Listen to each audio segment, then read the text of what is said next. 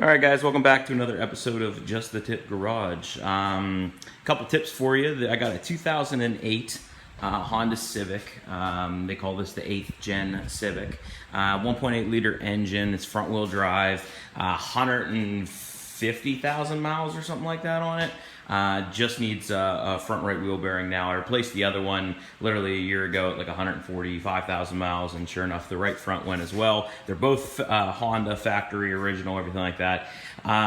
There's plenty of videos online about this and how to do it. I'm going to just show you a couple of tips and tricks as to what you're going to do, the general breakdown. Obviously, I have mine in a lift in the air that's going to make things easier, but I don't have a couple tools that some people recommend. I'm going to show you a different way that I do it.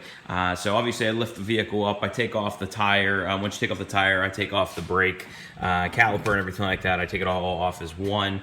Then once you remove the rotor, which is over here, I pulled the rotor off, and that allows me to get to the actual hub. Now the hub, which is right here, most people use a slide hammer. That is what I used as well. I picked them up at Harbor Freight a long time ago, and that attachment right there goes right under the wheel. Give it a couple pulls, and it pops out. And what it does is it takes the inner race out of the bearing and leaves the bearing inside the hub itself. So as you can see, one of the races is gone. This is a two inner halves that are pressed together. So we're gonna remove this at a later time here. But what I do is once I pull that out, I go ahead and remove the upper or the both bolts for the shock mount, and then I remove the lower bolt, as well as the cotter pin and the one for the steering as well, and the cotter pin. Tap on it, and the whole entire piece comes off in your hand like this. Once again, this is a Pennsylvania car, lots of rust. So my first tip is no matter what you do, you are going to break that ABS wheel speed sensor or whatever the hell it is, the ABS sensor. Pick up another one. Rock Auto was like $8. Pick it up. I broke it on the last one. I didn't buy it, so I had to wait a couple days or whatever to get it, or I went down to Advanced Auto and paid triple the price. So make sure you pick up a new one. I already picked it up because I already knew it was going to frickin' break. So there it is. Secondly, obviously a new bearing. Picked up a new bearing. Depending on which model you have, they have some that are magnetic, some that are normal, some that are for SIs only. So obviously do it for your exact vehicle.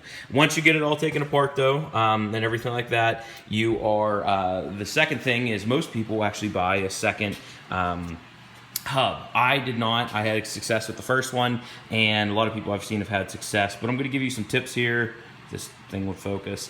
I cut it with a once again, here's a Harbor Freight 4.5-inch angle grinder. Probably bought it for like $8. I don't buy the Harbor Freight cutting disc though, because, well, I don't really want to take one to the face, and I always wear a face shield that protects me and everything like that, just in case. But just a small cut. I came in here at an angle like this and cut. I didn't nick anything up here. I didn't nick anything down here. I stopped, as you can see here, if it'll focus. Maybe. There it goes. If it focused, I never actually went all the way through. Then, once you get a good gouge in there, all I did was came into my toolbox, grabbed a chisel, put it right there, smacked it 3 times, and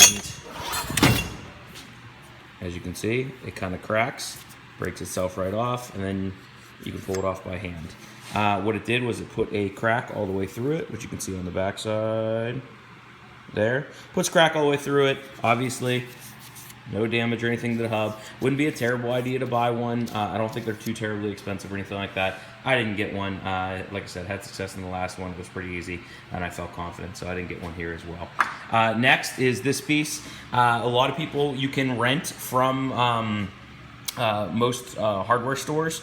They have a bearing press and puller, and there's 30 videos on that on YouTube that you can check out.